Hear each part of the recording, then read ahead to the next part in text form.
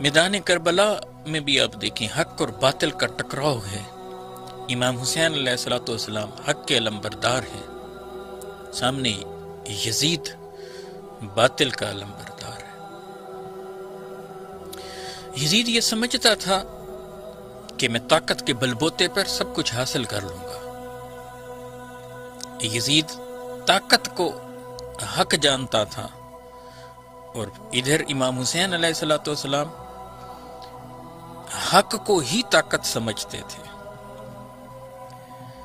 यानी यजीद का ये ख्याल था और यजीदियों का ये तस्वर था कि ताकत के जरिए से ही हक को पालेंगे, मगर इमाम आली मकाम जानते थे कि हक ही में ताकत है। यजीद ताकत को हक समझ रहा था और इमाम बता रहे थे कि हक ही ताकत है। हर दौर के अंदर यही मुगालता लगता है। जो लोग हक से टकराने निकलते हैं उनका ख्याल यही होता है कि ताकत में ही सब कुछ है, मगर जो लोग हक पर होते हैं वो जानते हैं, समझते हैं और समझाते हैं कि ताकत में सब कुछ नहीं है, बल्कि हक में इतनी ताकत है कि हक के लिए फिर जान भी देकर कामयाबी को पाया जाता है।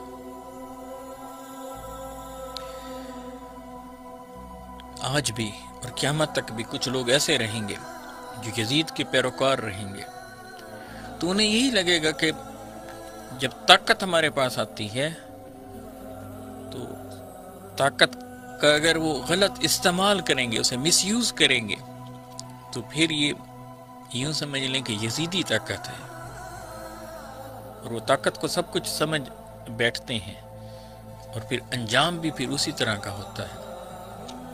जो लोग इमाम हुसैन अलैहिस्सलाम की सीरत को जानते हैं, समझते हैं, मानते हैं और उस पर अमल पैरा हैं, वो जानते हैं कि ताकत में कुछ भी नहीं है। असल ताकत तो हक की ताकत है।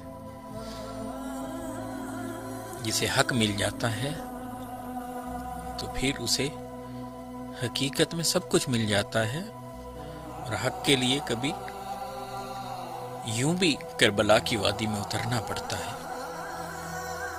हक के लिए जान भी देनी पड़ती है।